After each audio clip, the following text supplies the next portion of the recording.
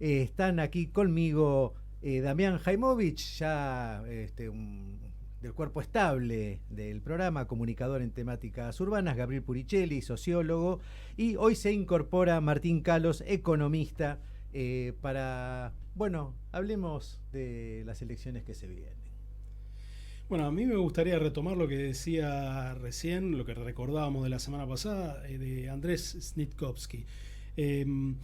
Él ponía mucho énfasis en la oportunidad relativamente perdida. Ya creo que a esta altura, faltando tan pocos días para la elección, podemos decir que es la oportunidad perdida de que las elecciones ya hayan ido separadas y que eso haya permitido, no lo permitió, discutir temáticas específicamente de la ciudad.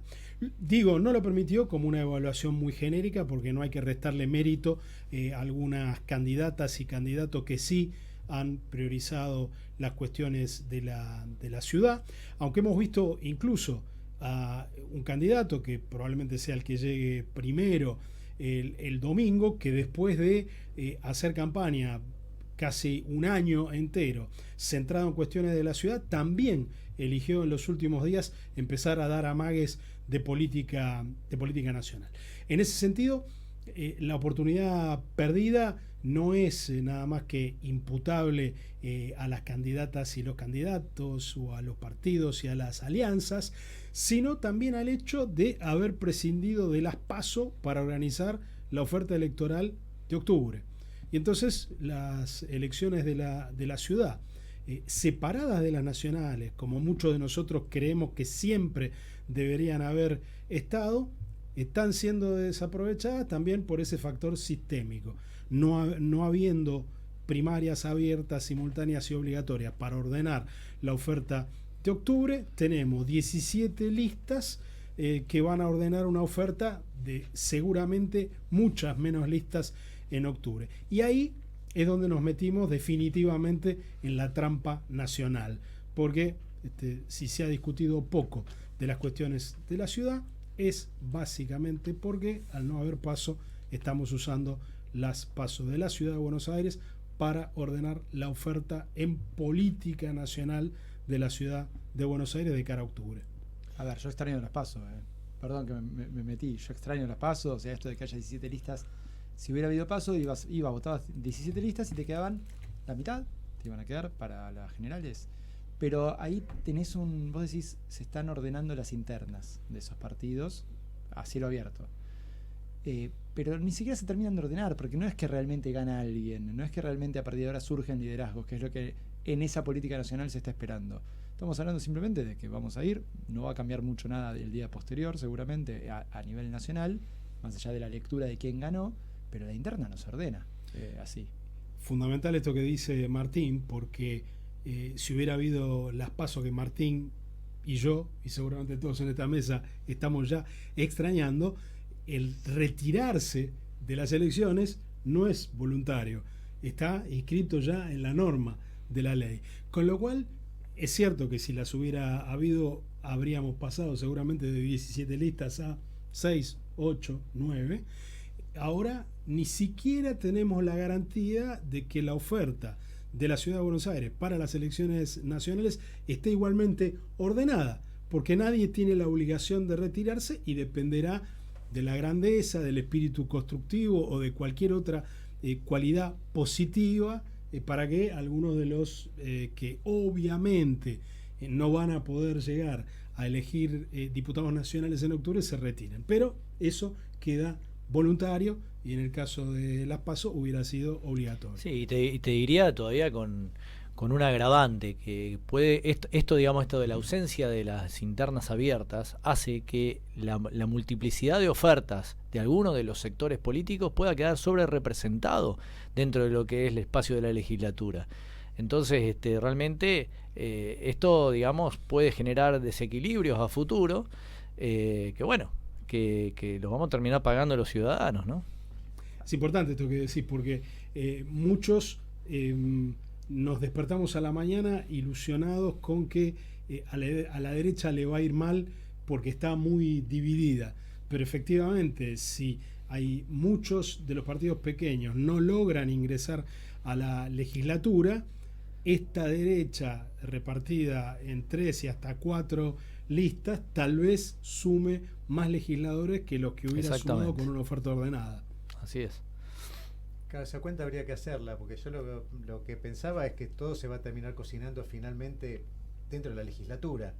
O sea, va a ser una cosa dispersa y que se irán acomodando tal vez de forma permanente, o tal vez ocasionalmente serán parejas de baile para una cosa o para otra. Mira, Conrado, a mí lo que me está dando hoy por hoy con alguna de las encuestas, si bien, digamos, creer en las encuestas, digamos, para mí es algo prácticamente teológico, ¿no? Pero es un buen punto para pensar. Claro, digamos. pero hoy el DONT está dando que posiblemente la derecha pueda llegar a tener 34 representantes en la legislatura. Que es un número muy alto, digamos. De 60 bancas en total. De 60 ¿no? bancas, claro.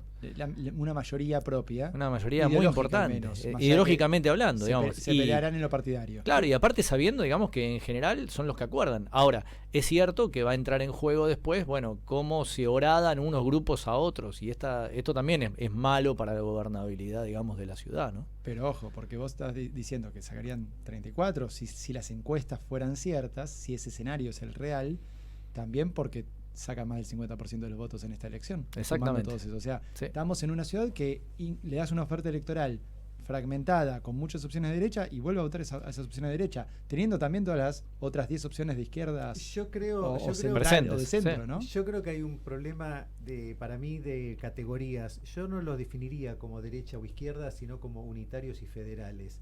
Y ahí se entiende perfectamente qué es lo que está sucediendo. La ciudad de Buenos Aires es unitaria, siempre lo fue, nunca dejó de serlo, y van a votar a todo aquello que tenga que ver con la concentración económica. Sí, en una ciudad que pensá que hoy tenemos prácticamente el 50% de la población que es clase media frágil o baja. 1/3 de la población de la ciudad de Buenos Aires estamos hablando que está debajo de la línea de pobreza. Entonces, los ancianos, que son gran parte de la población de la Ciudad de Buenos Aires, están todos creciendo en los niveles de pobreza a niveles alarmantes. Entonces, es muy loco esto como en esa misma ciudad podamos pensar que digamos que quienes proponen más ajuste puedan llegar a sacar más del 50% de los votos, ¿no? Y aparte es terrible, ¿no? Porque si los más ancianos no aprendieron a votar en 70, 80 años, así que podemos esperar, ¿no? Y ahí se mezclan de vuelta las discusiones nacionales, porque 2/3 de los jubilados y jubiladas hoy cobran la mínima, el haber mínimo, y ese haber mínimo hoy está por debajo de la línea de pobreza de un adulto mayor. O sea, desde, vamos a decir todo, agosto del 23, que el haber mínimo es menor que la línea de pobreza. O sea, desde el final del gobierno de Alberto Fernández, cosa que con Milei se profundizó. Ahora, también hay algo interesante en esto de lo federal y lo unitario, porque se dijo mucho a lo largo de la historia, y se dice mucho en cualquier otra provincia, que la ciudad vive de ser la capital del país un poco. Y si alguna vez eso no fue cierto, está claro que hoy lo es. ¿Por qué? Porque alguien me explique cuál es la política productiva y la política de desarrollo local que tiene el PRO en sus 20 años, ¿cuántos vamos? 18 años de gobierno en la ciudad, 18 años ininterrumpidos. ¿Y cuál es la política de desarrollo? La política para pensar una mejor economía local. No la hay. Larreta, que ahora es candidato por afuera, dirá, bueno, hicimos las políticas de distritos, pero el propio Larreta ahora propone mejorarlas. ¿Por qué? Porque la política de distritos, de hecho, no tiene un solo logro que mostrar. Mudaron empresas. Seguramente algunas de esas empresas lo hicieron de manera virtuosa, porque había un motivo real para mudarse y eso le mejoraba alguna productividad. Pero hay muchas ahí que son empresas fantasmas, amigas, que se llevaron un beneficio fiscal y a cambio no está claro qué pasó.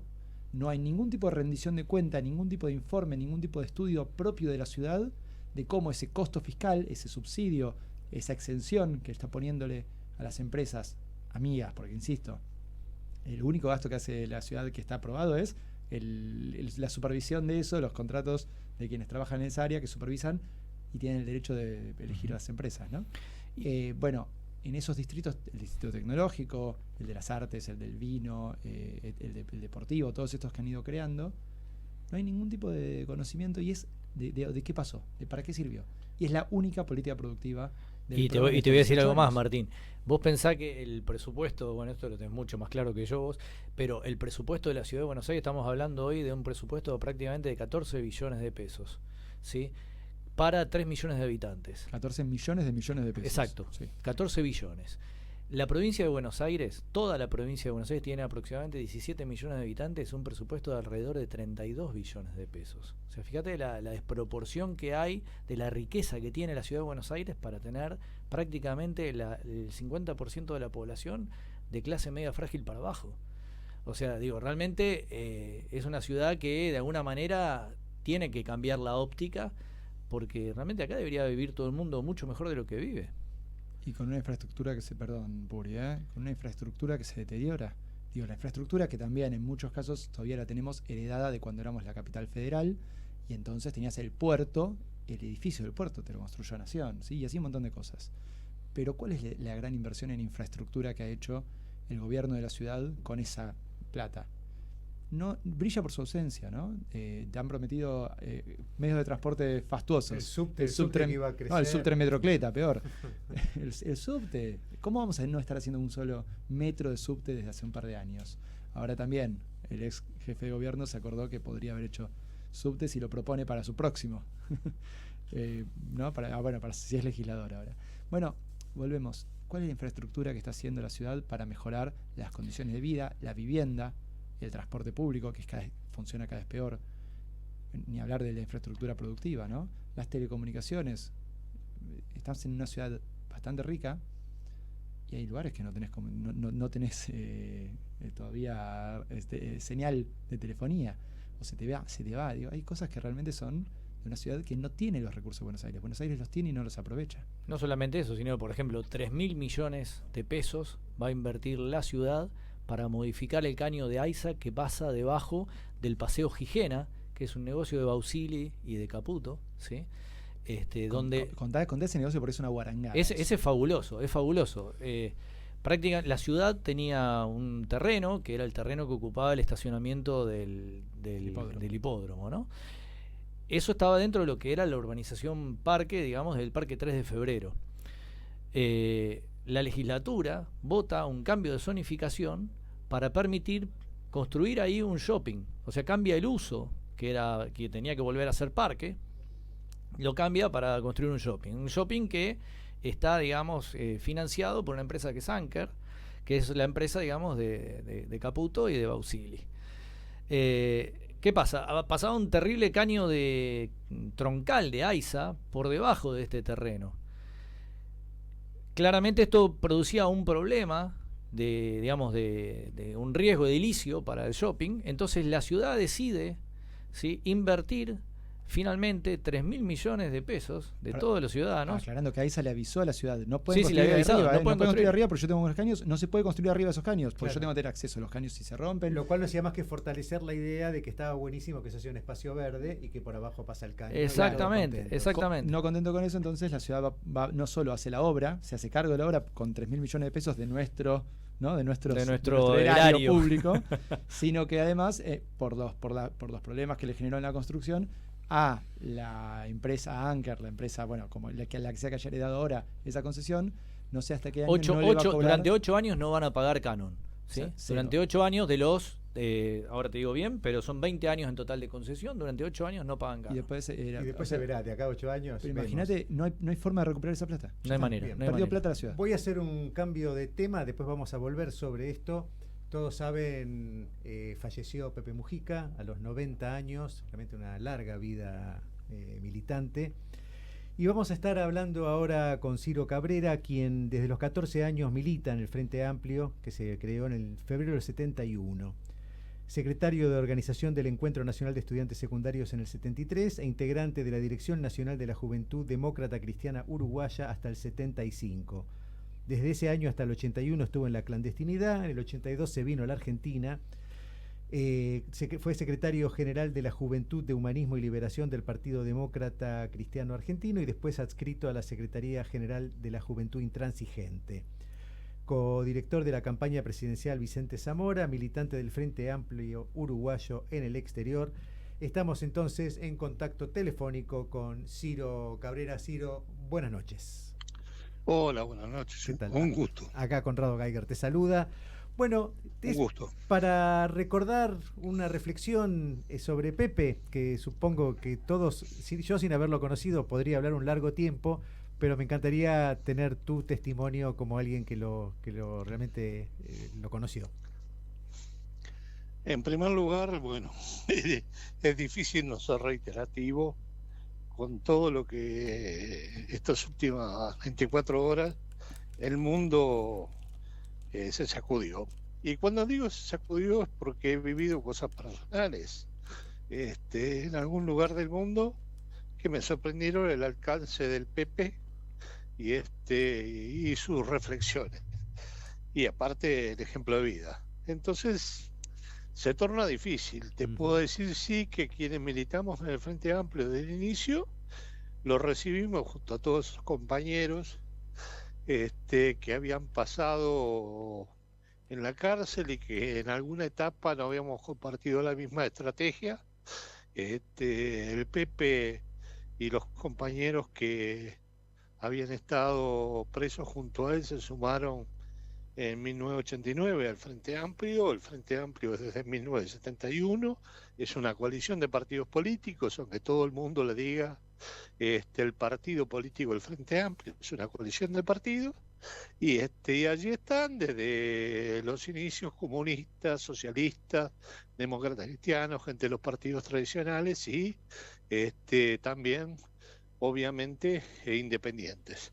En esa etapa, digamos, bueno, se conformó el Frente Amplio, pero sin lugar a dudas, el PP, la forma de hacer política, la forma de acercarse a la gente, el ejemplo que marcó, fue fundamental para la llegada del Frente Amplio al gobierno en el 2004. A partir de ahí, digamos, bueno, el gobierno de Tabaré Vázquez y luego el gobierno de Pepe, que marcó, digamos, también una diferencia con un compromiso más social, con un compromiso particular de mostrar el ejemplo, y creo que esto es lo que rescata el mundo, el ejemplo de una persona que puede llegar a tener el máximo poder de un espacio político, pero tener la sencillez de la vivencia diaria sin tratar de caer en lo que después él cultivó, fue la crítica al capitalismo más acérrimo, digamos, la que vivimos todos los días, la que nos olvidamos a veces de vivir la vida y con el amor correspondiente hacia los semejantes y que corremos todos los días en la vida del consumismo, mucho más en el norte, por supuesto, y un poco menos en el sur, porque nos castigan ciertos gobiernos en América Latina y bueno, donde Argentina es un claro ejemplo. El Pepe en ese sentido, digamos, como dijo él, que creo es la frase más grande que tiene, en mi jardín no cultivo el odio. Es maravilloso. Bueno, Pepe, Ciro, acá te quiere hacer una pregunta a Gabriel Puricelli. Más que una pregunta era sumarme un poco a tu reflexión, Ciro, que Pepe dejó un gran legado como presidente, pero también brindó un gran ejemplo como expresidente, ¿no? Digamos, el Pepe que estamos todos despidiendo es un hombre del siglo XX, ¿no? Un hombre que arrancó en los partidos tradicionales, que arrancó en el Partido Nacional, acompañó la radicalización de sectores de ese partido, protagonizó una de las primeras experiencias de izquierda con el Partido Socialista y la Unión Popular a principios de los 60, luego la lucha armada, luego la cárcel, luego la política democrática, la integración al Frente Amplio, pero sobre todo esto, ¿no? Digamos, un papel de filósofo político, podríamos decir, o de político filósofo en la pospresidencia. ¿Cómo ves ese papel? Y la pregunta, así como el Frente Amplio resolvió muy bien la sucesión para lo institucional, la pregunta que queda es si el Frente Amplio tiene alguien que reemplace ese papel casi de oráculo que adoptó Pepe en la pospresidencia. Lamento no ser original, pero ayer un periodista uruguayo muy famoso en la Argentina decía que el Uruguay tenía 3 próceres, Artigas y después, bueno, la presencia de José Valle Ordóñez, un dirigente político del Partido Colorado, que a principios del siglo, desde el otro voto Pepe femenino, sí, el otro Pepe, desde el voto femenino hasta las 8 horas, jornada de 8 horas, y no, sería innumerable y no quiero, porque esto es espacio de hablar del Pepe y no del otro Pepe Valle. Fue casi el fundador del Uruguay moderno, por llamarlo de alguna forma, y bueno, y el Pepe lo ponía como tercero este periodista. Yo creo que es eso, digamos, el Pepe se fue con el 70% de aprobación cuando dejó la presidencia. Es decir, que la inmensa mayoría del pueblo uruguayo lo tiene de imagen y semejanza porque es como el vecino al lado. Digamos, lo que tuvo el Pepe es poderle darle profundidad, entendimiento y, digamos, fundamentos hacia izquierda para que llegara a la gente de la forma más sencilla y que se entendiese. Porque a veces en la izquierda pecamos de intelectualismo exagerado y creemos que algunas cosas se entienden y no, cuando vas y tocas timbre, y en eso los militantes del Frente Amplio Uruguayo los hemos hecho todos, a eso, cuando vas y tocas timbre con la gente hay cosas que no se entienden, y entonces el Pepe fue el tipo que es capaz que, como vi ayer, que el boliche que alguna vez fue a tomar y tomaba habitualmente algún café y alguna copa, lo despide. El Pepe es eso, es el vecino al lado, el tipo que es consciente que hay injusticias y que hay que cambiar.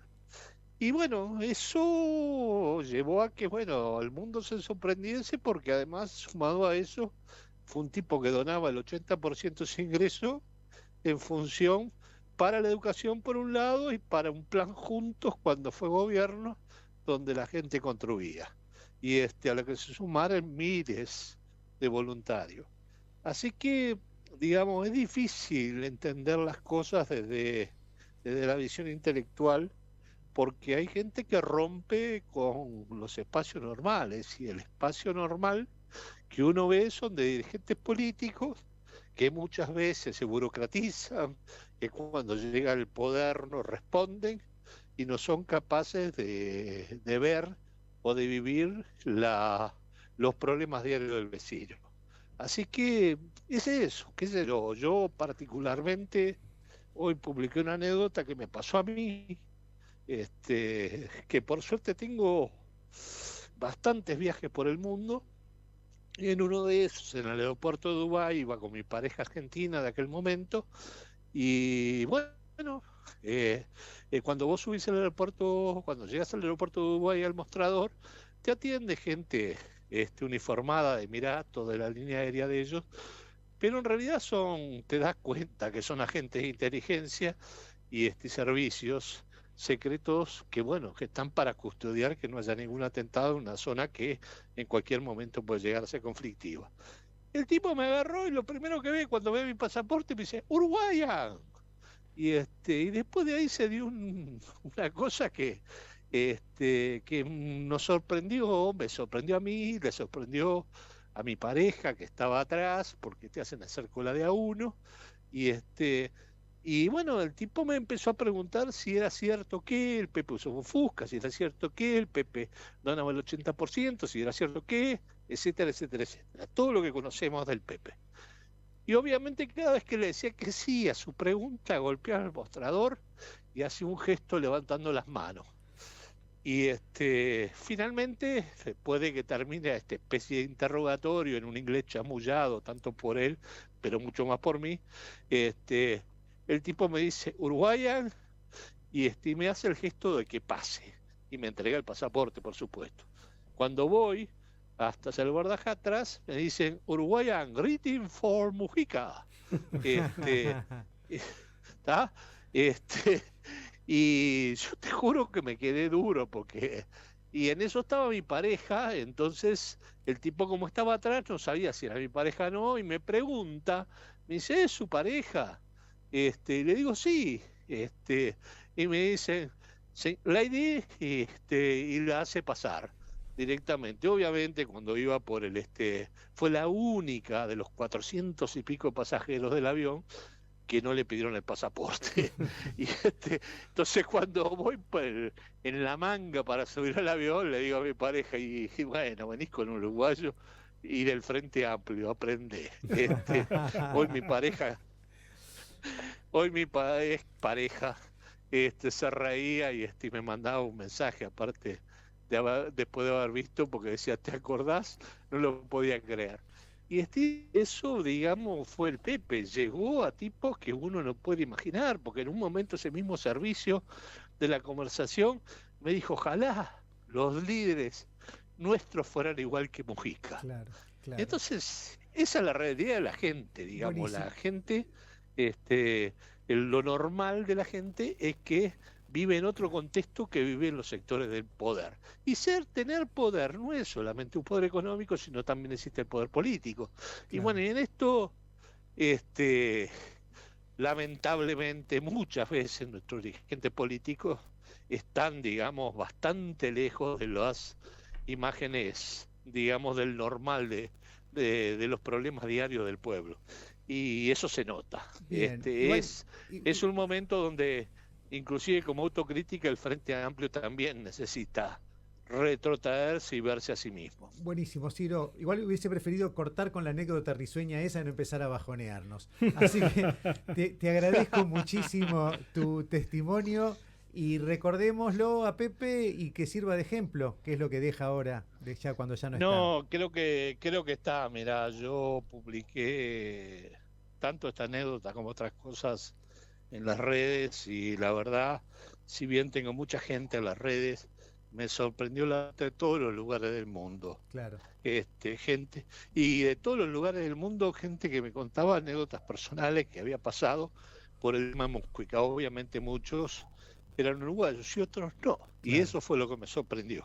La cantidad de brasileños que se sumaron digamos, al muro de lo que yo opinaba, más la cantidad de europeos, realmente me sorprendió. No esperaba, digamos, que fuera. Y hace un rato miraba y recomiendo para cualquiera de los oyentes un sucinto, son 6 minutos 30 de un informe de la BBC, sí, donde habla de la trayectoria del Pepe. Bastante y suficientemente objetiva, desde que arrancó en los partidos tradicionales, un poco lo que contabas vos al comienzo de este diálogo, y hasta su final. Así que bueno, buenísimo. No queda otra que sobrevive el ejemplo. Les agradezco. Te agradezco a vos, Ciro. Un abrazo grande y hasta cualquier momento. Hasta cualquier momento. Bueno, muchachos, ya se nos va rápidamente terminando el programa. Queremos ir cerrando conceptos. Para el domingo se vota en Buenos Aires. Se vota en Buenos Aires. ¿Ustedes quieren paso? No hay paso. No hay paso, no. Pero bueno, así como decíamos que no se aprovechó integralmente la campaña para decir cosas sobre la ciudad, hubo candidatos que sí lo hicieron. Esperemos que quienes nos escuchan tengan tiempo de reflexionar sobre eso para hacer un voto meditado, que tengan tiempo también para hablar con la mucha gente que hay que hablar para que esta división de la derecha no resulte en una supermayoría de derecha en la legislatura. Tenemos todos no solo el rol pasivo de escuchar, valorar y tomar una decisión, sino también el rol activo de hablar en la mesa familiar, de hablar con los vecinos y de asegurarnos de empezar a plantar la semilla de una mayoría progresista para 2027 en la ciudad, y que esta división de la derecha no sea aquello que decía Perón del peronismo, que cuando se peleaban no era que se estuvieran haciendo daño, sino que se estaban reproduciendo. Bueno, esperemos que no sea así, pero depende de nosotros que no sea así. Buenísimo. Martín. Sí, creo que también hay que empezar por reconfigurar un poco, recalibrar qué es esa ciudad progresista que decía Puri recién. ¿De qué estamos hablando cuando decimos que hay que tener una ciudad que piense políticas de vivienda, políticas educativas? Porque más recordemos esto, la ciudad de Buenos Aires tiene esa doble faceta como ciudad, como municipalidad, y como casi provincia, porque está a la par de las otras 23 provincias en muchos sentidos. Y tiene a su cargo las tareas de las dos, ¿no? De esas dos jurisdicciones subnacionales. Entonces, la educación y la salud le corresponden a la Ciudad de Buenos Aires, y ahí hay que nomás ir a ver los problemas que hay de infraestructura, de edilicios en muchas de esas escuelas y hospitales de la ciudad, las condiciones de trabajo de los profesionales de la salud y de los docentes y no docentes de esas escuelas, pero hay que hablar de la seguridad, de los problemas de seguridad que tiene nuestra ciudad. Hace un rato hablábamos con Damián del presupuesto, de los problemas que tenemos de recolección de basura, que es el gran gasto en el presupuesto porteño, y está claramente amañado para algunas empresas. Hay 6 empresas privadas que gastan una fortuna el gobierno de la ciudad en un servicio de recolección francamente malo y muy deteriorado. Y así de todo, ¿no? El ordenamiento del tránsito, pero no solo el tránsito para que anden mejor los autos. En algún momento tenemos que pensar cuál es la ciudad que queremos para los peatones. No se habla casi nunca de eso. Mencionamos el subte, podemos mencionar las bicis, ¿no? Tanto los... la bicisenda, gracias, como el servicio de bici, de ecobici, como se llama, ¿no? De la ciudad. Tenemos que hablar hay un montón de temas. Tenemos que hablar de los espacios verdes y de los espacios públicos, que son dos cosas que este gobierno del PRO ha negado una y otra vez el acceso al río. Después nos pintaba, el propio Larreta y Macri, cuando era intendente, jefe de gobierno, nos pintaban un cacho de cemento de amarillo y nos decían que eso era una playa allá en el Parque de los Niños, que después lo cierran. La última vez que quise ir estaba cerrado en diciembre pasado, lo cierran cuando empieza el calor.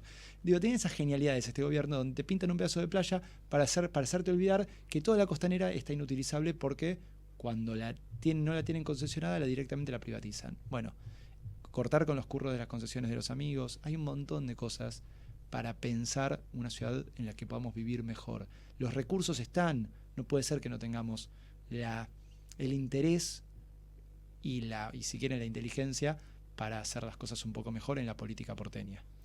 Damián. Sí, yo lo que diría es que, y sobre todo a los jóvenes, ¿no? A los más jóvenes, que retomemos un poco esta idea del Pepe de animarse a soñar en la ciudad que van a vivir de aquí en adelante. A esos jóvenes, a los de mediana edad, qué ciudad nos toca, qué ciudad vamos a tener. Y en ese sueño de qué ciudad queremos, pensar en una ciudad un poco más silenciosa, en una ciudad un poco más verde, en una ciudad donde haya más comunidad. Y que eso nos guíe el voto, hacia una ciudad sobre todo más humana. Que no sea una ciudad tan árida, tan hostil a la vida. Así que nada, los invito realmente a que pensemos esto y elijamos una propuesta que vaya en este sentido, ¿no? Buenísimo, les agradezco. Yo por mí no quiero pudrirla, pero para mí tiene que volver a ser Capital Federal y listo. Yo hoy completé un trámite en un organismo que seguía diciendo Capital Federal. Pasaron 31 años y no actualizaron.